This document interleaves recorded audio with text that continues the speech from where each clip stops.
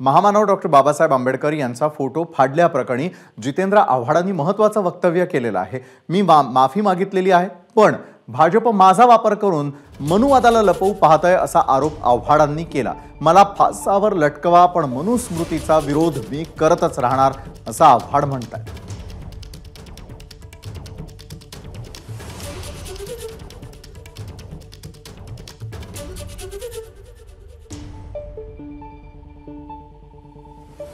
सत्त्याण्णव वर्षानंतर त्याच जागी मनुस्मृती जाळली गेली, त्याच जागी मनुस्मृती जाळली गेली। आमच्याकडनं चूक झाली, त्याच्याबद्दल माफी मागितली, त्याच्यानंतर आमच्यावर गुन्हे दाखल झाले। मला फाशी द्या, मला फाशी द्या। मी मनुस्मृती आणि मनुवादाच्या, सनातनी मनुवादाच्या विरोधात उभा राहणार। माझ्या हातनं चूक झाली, त्याबद्दल मी जे काही बोलायचं ते बोललो। आंबेडकरी जनतेची, आंबेडकरी जनता म्हणजे आंबेडकरी जनता नाही, आंबेडकरांवर प्रेम करणारे समाजातल्या सर्व स्तरावरती माणसं आहेत, त्या सगळ्यांची माफी पण मागितली।